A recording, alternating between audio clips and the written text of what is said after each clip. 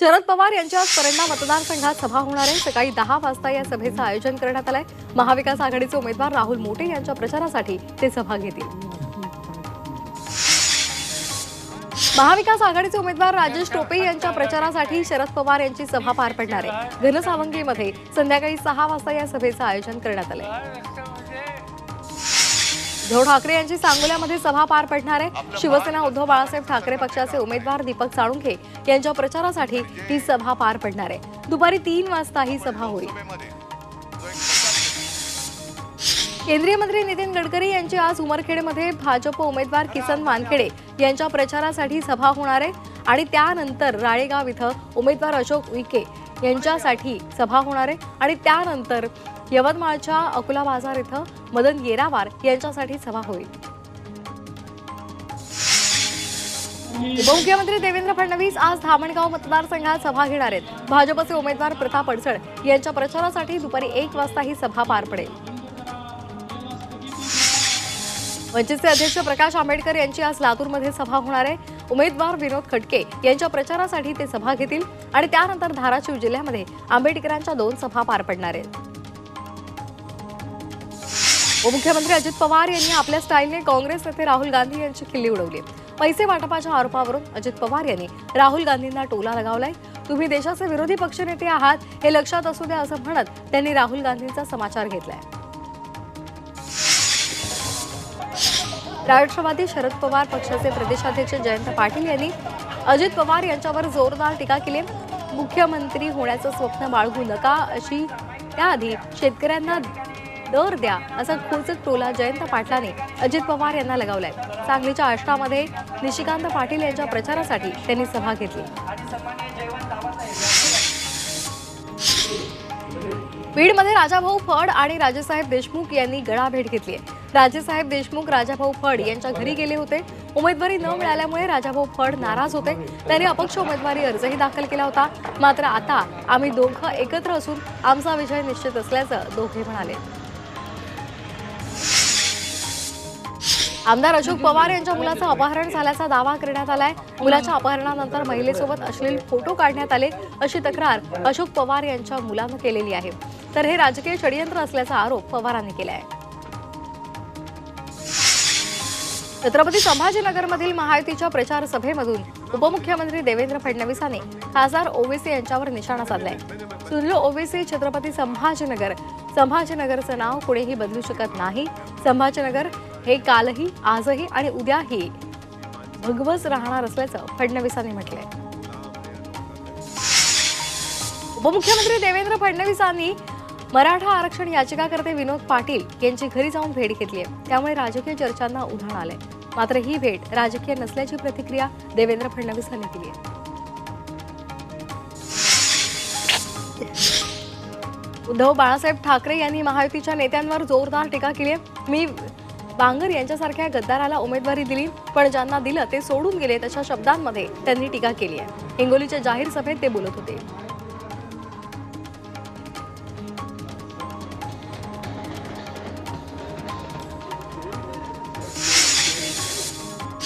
यवतमाळच्या जाहीर सभेत मनसे अध्यक्ष राज ठाकरेंनी राज्यकर्त्यांवर निशाणा साधलाय।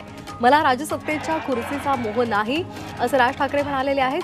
तर आपल्याकडील तरुण तरुणींमध्ये कमतरता नाही, राज्यकर्ते आणि त्यांच्या मेंदूमध्ये कमतरता आहे अशी टीका राज ठाकरेंनी केली आहे। खासदार संजय राऊतांनी नाशिकच्या मेळाव्यामध्ये महायुतीवर टीका केली आहे। 23 तारखेनंतर राज्यामध्ये शिंदे, फडणवीस आणि पवार राहणार नाहीत अशी टीका त्यांनी केली आहे। राजू शेट्टी यांचा 3ऱ्या आघाडी सोबत जाण्याचा निर्णय हा त्यांच्या अंगलट आलेला आहे। स्वाभिमानीचे प्रमुख नेते आणि कार्यकर्त्यांनी राजू शेट्टींना सोडचिठ्ठी देत महायुतीसोबत जाण्याचा निर्णय घेतलाय। विधानसभेमध्ये शेट्टी यांनी नेते आणि कार्यकर्त्यांना विश्वासात न घेता 3ऱ्या आघाडीचं संधान मानल्यामुळे शेट्टींना सोडचिठ्ठी त्यांनी दिली आहे। कासेगावमध्ये आजही पोलीस स्टेशन भाड्याच्या जागेमध्ये आहे। तुम्हाला तुमच्या गावात पोलीस स्टेशन बांधता येत नाही आणि राज्याचं नेतृत्व करायला निघाले। उपमुख्यमंत्री अजित पवार यांच्याकडून राष्ट्रवादी काँग्रेस शरदचंद्र पवार पक्षाचे प्रदेशाध्यक्ष जयंत पाटील यांनी समाचार घेतलाय। शिवसेना उद्धव बाळासाहेब ठाकरे पक्षाचे कळमनुरीचे संतोष टारफे यांनी आमदार संतोष बांगर यांच्यावर निशाणा साधलाय.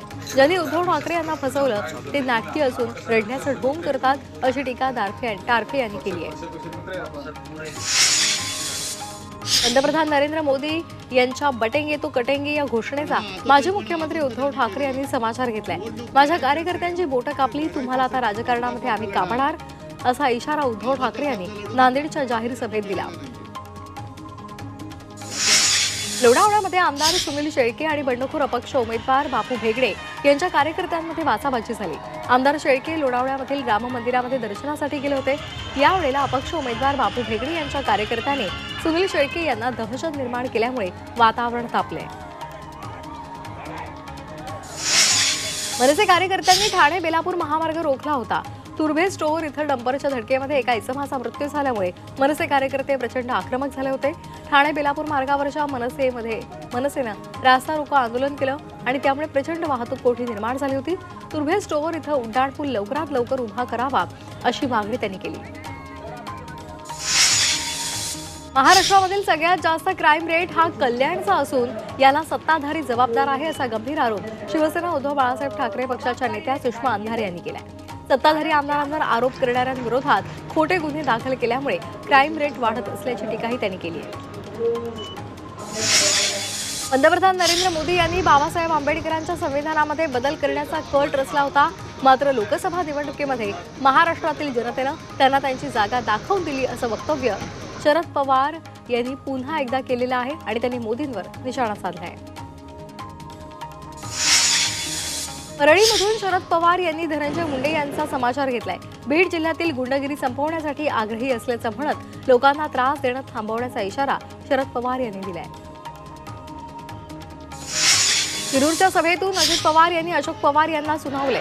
भावकी होण्याचा फायदा घेऊन घोडगंगा साखर कारखाना बंद पाडल्याचं म्हणत मला बदनाम का करतोय, यापूर्वी दादा दादा करत होता आणि आता काय झालं असं म्हणत अजित पवार यांनी अशोक पवार यांना थेट सुनावले.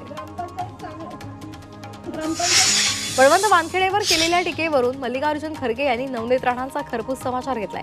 राणांनी विचारावर कामावर बोलावं, मात्र वैयक्तिक टीका करू नये अशी सूचना खरगे यांनी केलेली आहे. तर नवनीत राणांना वाकडं तिकडं बोलून जेलमध्ये जायचंय अशी टीका खरगेंनी केली आहे. जळगावच्या भुसावळ मतदारसंघात शिवसेना आणि भाजपमध्ये वाद पाहायला मिळाला. महायुतीचे भाजपचे उमेदवार संजय सावकारे यांच्या प्रचारामध्ये शिवसेनेला सहभागी करून घेत नाही असा आरोप शिवसेनेच्या कार्यकर्त्यांनी केलाय. भुसावळ मतदारसंघात भाजपचं काम करणार नसल्याची भूमिका शिवसेनेने घेतली आहे. हिंमत असेल तर नारायण राणे यांनी उद्धव ठाकरेंना अडवून दाखवावं असं खुलं आव्हान शिवसेना उद्धव बाळासाहेब ठाकरे पक्षाचे नेते विनायक राऊतांनी केले. बाळासाहेब ठाकरे असते तर त्यांनी उद्धव ठाकरेंना गोळ्या घातल्या असत्या या नारायण राणे यांच्या वक्तव्यावर विनायक राऊतांनी प्रत्युत्तर दिले.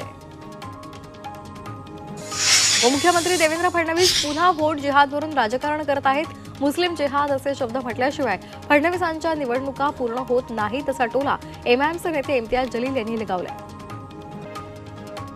केंद्रीय गृहमंत्री अमित शहा यांच्या उपस्थितीमध्ये भाजपची मुंबईमध्ये मोठी जाहीर सभा होणार आहे. 12 नोव्हेंबरला बोरिवलीच्या सप्ताह मैदान आणि घाटकोपरच्या जनरल अरुण कुमार वैद्य या उद्यानामध्ये भाजपकडून विजयी शंखनाद सभेचं आयोजन करण्यात आलंय. वाशिममध्ये काही सावत्र भाऊ वेगळाच नारा देत आहेत. तो नारा जरा लाडक्या बहिणींसाठी थांबवा असं वक्तव्य भावना गवळी यांनी बंडखोरांना उद्देशून केलंय. वाशिमच्या कारंजा इथे भाजप उमेदवार सई डहाके यांच्या प्रचारासाठी सभा बोलावण्यात आली होती आणि यावेळी त्या बोलत होत्या. माढा मतदारसंघात शिवसेनेनं अपक्ष उमेदवाराला पाठिंबा दिला.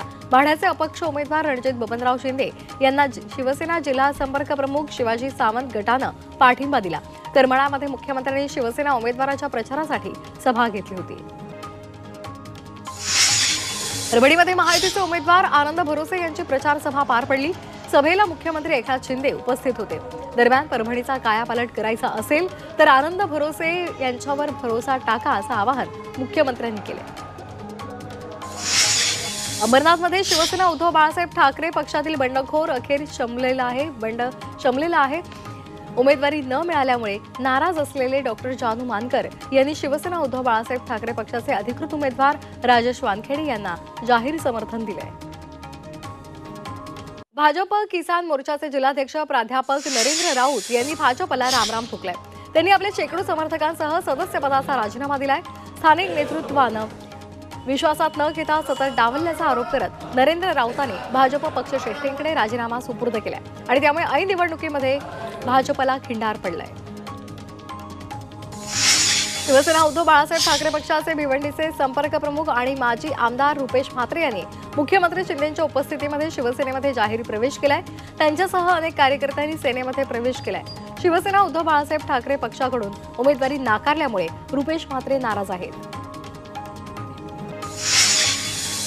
श्रीरामपूर विधानसभा मतदारसंघात राजाभाऊ कापसे यांनी मनसेकडून प्रचाराचा नारळ फोडला. आठवले गटाला डावलल्याचा आरोप करत कापसे यांनी मनसेमध्ये प्रवेश केलेला आहे. त्यांनी शहरामध्ये रॅली काढून प्रचाराला सुरुवात केली. यंदा परिवर्तन होऊन नक्की आपला विजय होईल असा विश्वासही त्यांनी व्यक्त केला आहे. बदलापूरमध्ये पोलिसांनी दंगल नियंत्रणाचा सराव केलेला आहे. निवडणुकीच्या पार्श्वभूमीवर पोलीस सज्ज झालेले आहेत. निवडणूक काळामध्ये कुठेही अनुचित प्रकार घडू नये यासाठी पोलिसांकडून खबरदारी घेतली जाते. दंगल नियंत्रण, लाठीमार याचा सराव करण्यात आलाय. विक्रोळीमधील गोदरेज जवळ एक संशयित कॅश व्हॅन आरटीओ पोलीस आणि निवडणूक कर्मचाऱ्यांनी पकडली. पोलिसांनी ही व्हॅन विक्रोळी पोलीस स्टेशनमध्ये आणलेली असून याचा आता अधिकचा तपास केला जातोय. या व्हॅनमध्ये असलेले पैसे बँकेचे आहेत की आणखी कुणाचे याचा तपास होत आहे. विधानसभेमध्ये बंडखोरी केलेल्या ठाण्यातील 2 काँग्रेस नेत्यांचे काँग्रेसकडून निलंबन करण्यात आलंय. मनोज शिंदे आणि सुरेश खेडे यांचं काँग्रेस पक्षानं निलंबन केलेलं आहे. मनोज शिंदे यांनी कोपरी पाचपाखाडी विधानसभा मतदारसंघातून बंडखोरी केली. तसंच सुरेश खेडे यांनी सुद्धा कोपरी पाचपाखाडी मतदारसंघातून बंडखोरी केल्यामुळे त्यांचं निलंबन करण्यात आलंय. अलिबागमध्ये भाजपच्या मध्यवर्ती कार्यालयाचं उद्घाटन करण्यात आलं. भाजपचे रवींद्र चव्हाण यांच्या हस्ते उद्घाटन झालं. महायुतीच्या सर्वच बंडखोरांवर आवश्यक ती कारवाई केली जाईल असा विश्वास रवींद्र चव्हाण यांनी व्यक्त केलाय. बदलापूरमध्ये पोलिसांनी दंगल नियंत्रणाचा सराव केलेला आहे. निवडणुकीच्या पार्श्वभूमीवर पोलीस सज्ज झालेत. मावळ मतदारसंघातील बंडखोर अपक्ष उमेदवार बापू भेगडे यांचं राष्ट्रवादीमधून निलंबन करण्यात आलंय. राष्ट्रवादीचे प्रदेशाध्यक्ष सुनील तटकरे यांनी भेगडे यांच्या विरोधात कारवाई केली. पक्षातून उमेदवारी नाकारल्यामुळे बापू भेगडे यांनी बंडखोरी करत अपक्ष उमेदवार म्हणून ते रिंगणात उतरले.